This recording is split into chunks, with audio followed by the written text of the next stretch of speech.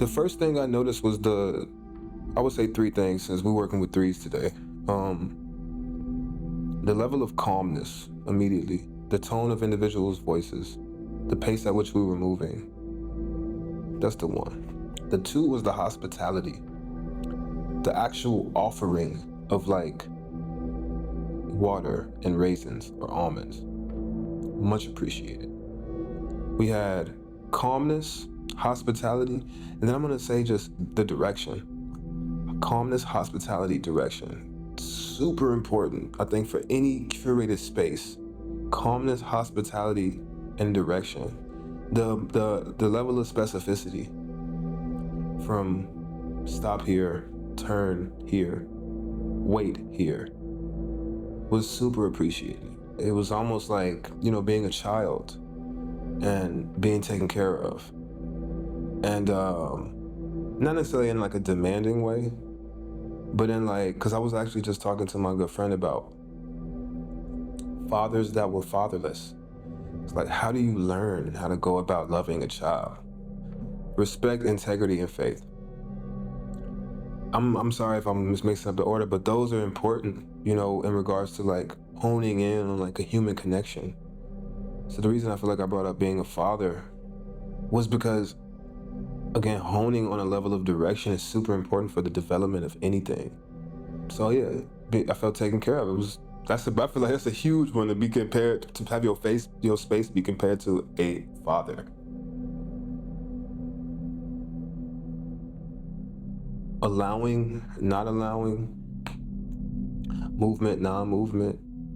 Sometimes we like have no appreciation for the lack of movement or for the not moving. We feel like we're being limited, like a form of incarceration, jail, versus freedom, playing basketball, being on a field, running as fast as you can, being in a grocery store, buying things you need, right? Freedom. But ultimately, they both are still aspects of our day-to-day reality. And like, we could act like we don't appreciate lack of freedom or limitation anyway, or non-movement blockages. But like, it's just a simple, like, for me, it's like we were born with two hands, right? Not with one. Thank God. So yeah, that's how I feel about it. I just like two hands, man. It just made a lot of sense to me.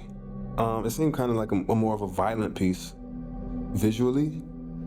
Noticing the movement that have you like almost like blocking, like actual like volumetric blocking of like fat pads or musculature, but in a very like seemingly chiseled way, based on like how you could kind of like from like a naked eye almost observe like the insertions of certain muscle masses, which I'm thinking about from her intention of like applying the clay into then turning it into bronze and applying the patina. But I'm just thinking about my own personal relationship, right? And how it is this back and forth. It's literally almost like we love and we hate each other. I'm not necessarily talking about a specific scenario, but intense relationships in general are like, they're not just one direction. It's two individuals. And it's not always a sunny day. And even if it is a sunny day, you can't even look at the sun that much because it'll hurt your eyes. So this almost like, I guess this take on reality, right? That's just like back to the movement and non-movement, like it's just an aspect of what we live, right? Like we have, again, I said we have two hands earlier, right? Now I'm gonna say we have 2 feet for the same reason. We can move in multiple directions. I feel like the reason I chose the eagle is because my own personal metamorphosis I feel like I'm going through currently.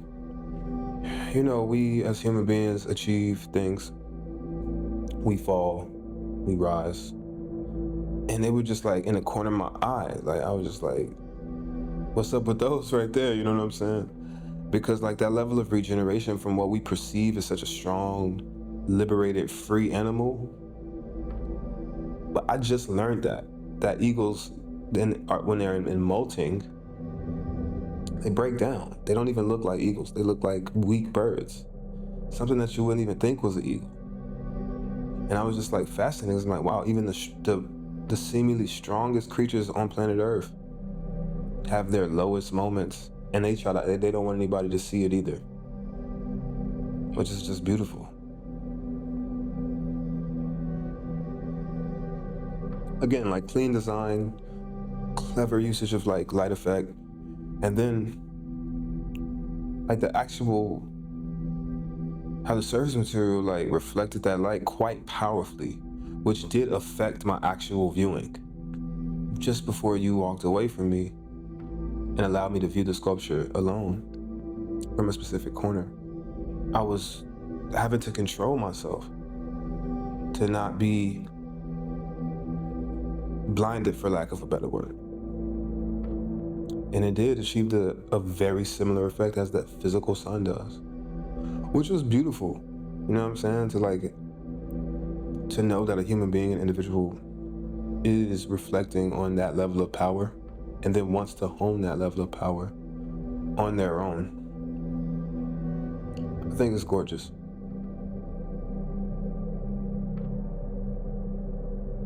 Explosive, charismatic, and isolated.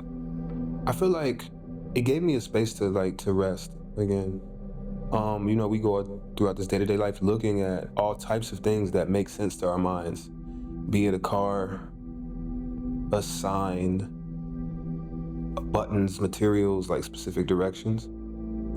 So to be in there, not necessarily understanding, interestingly enough, right, thinking about that non-movement versus movement was very helpful to me. Like allowing myself to just sit down and experience something that I didn't necessarily have any understanding of ultimately helped me gain an understanding for like this current moment, which is great.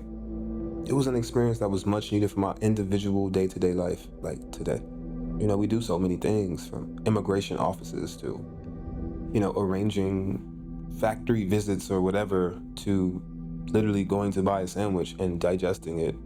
Like we're this modern age is like, it's really no stop. It's a non-stop age. And to have a moment to not understand was actually genuinely beneficial for me. I think it's quite important, just thinking about my life. Like I'm all like, this was controlled. It was a compressed experience. Naturally, I don't know, it just reminded me of like the time I cried at this Rothko painting in LA by myself. I don't even know why I was crying. I was like, what is going on? Like, what's happening right now? But it really allowed me to take a moment back, not feel pressure to interpret too quickly, not feel pressure to interact. There have been moments where I was drawing in a museum by myself and I got like a group of people like looking at what I'm drawing. So sometimes it feels a little bit like absolutely invasive. So having this much, like, I'm gonna just use the word, for me, casual time to experience and have each of my senses be tapped into, it made me feel special, as a human. Like, and I think that this needs to be individual artistic experiences needs to be something that we prioritize moving forward, for sure.